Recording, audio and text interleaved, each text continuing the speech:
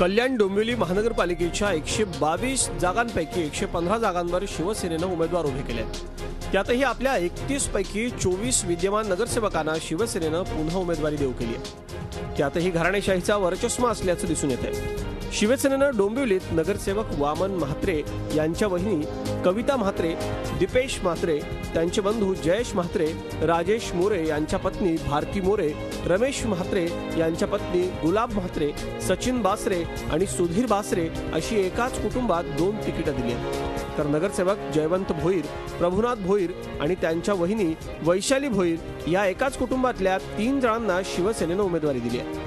महिलांसाठी आरक्षित असलेल्या प्रभागांमध्येही शिवसेनेकडून विद्यमान नगरसेवकांच्या घरातल्यांनाच पसंती मिळाली आहे। तरीही कामाच्या जोरावरच शिवसेनेत तिकीट दिलं जात असल्याचं शिवसेना उमेदवारांचं म्हणणं आहे। जे काम आम्ही गेले 5 वर्ष करतोय त्याच्यानंतर एखाद्याला संधी द्यायची आणि मग त्यांनी जर पुढची 5 वर्ष काम केलं नाही तर त्याच्यानंतर त्या प्रभागाचा जो विकास खुंटतो त्याच्यासाठी जो खरंच काम करणारा व्यक्ती आहे आणि ज्याच्यावर पूर्ण पक्षाचा विश्वास असेल अशाच व्यक्तींना तिकीट दिलं जातं आणि त्यांनाच उमेदवारी दिली जाते। भाजप सुद्धा घराणेशाहीत मागे नाही।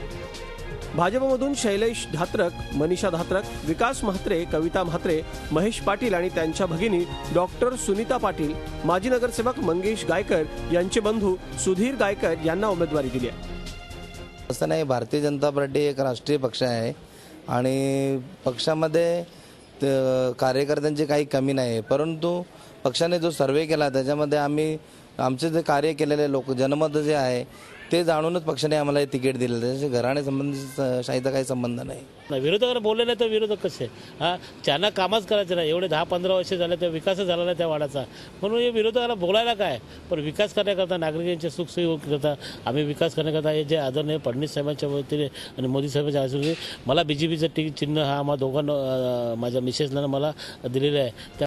काँग्रेसमध्येही याहून वेगळी परिस्थिती नाही।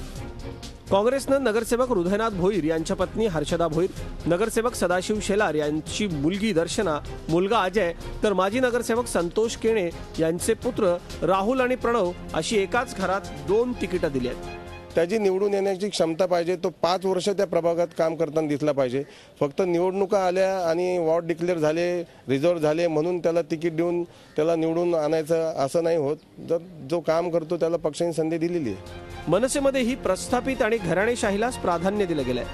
10 वर्ष निवडून येतच होतो, आता मागच्या 5 वर्षात मिसेस सुद्धा निवडून आली आणि लोकप्रियतेनुसार खरं म्हणजे मला स्थानिक लेवलला विरोध होत नाही की काम केलंय आता तुम्हीच समोर जा, कारण आपल्याला पक्ष महत्त्वाचा आहे। स्थानिक लेवलचा ज्यावेळेस कार्यकर्ता जोडलेला असतो त्यावेळेस अर्धी 50% सीट ही कुठल्याही उमेदवाराची निघली जाते। निवडून येण्याची क्षमता हाच निकष प्रत्येक राजकीय पक्षानं लावल्यानं स्वाभाविकपणे प्रस्थापित राजकारणी आणि त्यांची घराणी यांनाच प्राधान्य देण्यात आलंय।